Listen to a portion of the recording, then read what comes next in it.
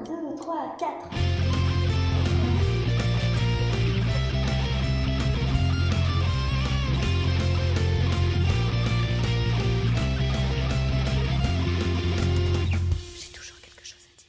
Salut à vous, Tazief. À ce stade de ma vie, j'arrive à un croisement où je me rends compte que je ne connais que très peu de choses sur le géologue Haroun Tazief. Outre la citation du sketch d'Eric et Ramsey, aïe aïe aïe, c'est chaud, trop chaud, j'aurais dû prendre des gants. Voilà. Et là, je me dis que j'en sais encore moins sur vous, votre groupe Tazief. J'ai d'abord laissé divaguer mon imagination. Je me suis dit, voilà, Tazief qui fait de la musique, c'est très romantique, tu les verras plus, les poils de mon cul, j'en ai fait des brosses. Voilà, donc là j'ai laissé divaguer mon imagination.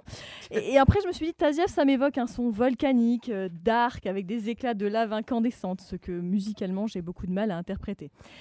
Et puis, chemin faisant, ma pensée s'est dit, mais bon, la roche volcanique, c'est hyper solide, on trouve des applications industrielles assez variées. Du coup, je me suis dit, Tazief fait de l'Indus. Vous savez pas ce que c'est que l'Indus ? L'Indus, en fait, c'est pas du tout un plat cuisiné, hein, et cette blague est totalement moisie. Léopold, attends. Ah mais là, je me suis inspirée de mon mentor. Donc c'est pas du tout un plat cuisiné, c'est de la musique avec des bruits de Fenwick, des percussions sur barre de fer, il y a de la grosse perceuse et c'est mixé sur un établi casto. Tu vois, l'Indus, c'est le niveau au-dessus du black metal, c'est du Black & Decker metal. Je m'en fous, c'est ma chronique, je fais ce que je veux. Je vous emmerde.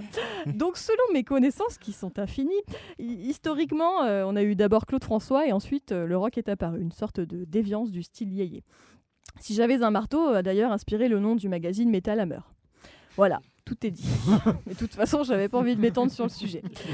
Alors, Haroun, tu permets que je t'appelle Haroun, fais donc de l'Indus. Ou alors, si tu l'imagines comme ça, avec sa petite tenue de géologue un peu dark, tout seul, qui marche sur des volcans, parce que tu vois, c'est hyper cool de marcher seul sur des roches volcaniques, c'est hyper dark. En plus, ça coupe et ça fait mal. Et ben moi, j'imagine bien Haroun Tazief faire du gothique, en fait. Ouais. En plus, je suis sûre qu'Haroun collectionne les gargouilles et les orques de barbarie. Tu sais pas ce que c'est que le gothique ?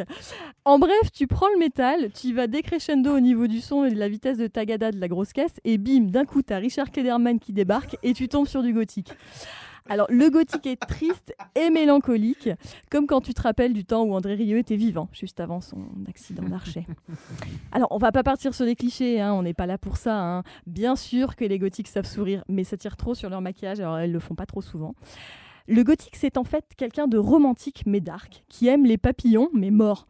Oui, dès qu'il peut, dès qu'il est heureux, il bute l'objet de son bonheur pour être joyeusement triste dedans son intérieur et pour pouvoir mettre encore plus de mascara et d'eyeliner. Tu verras d'ailleurs souvent des gothiques sortir de chez Sephora. Voilà, donc là j'ai réfléchi vraiment sur Tazief. Mais là quand je vous vois là dans le studio... Messieurs Tazief, je me dis que mes supputations ne collent pas. Et c'est bizarre, parce que normalement, ça colle toujours quand je suppute 2-3 fois de suite.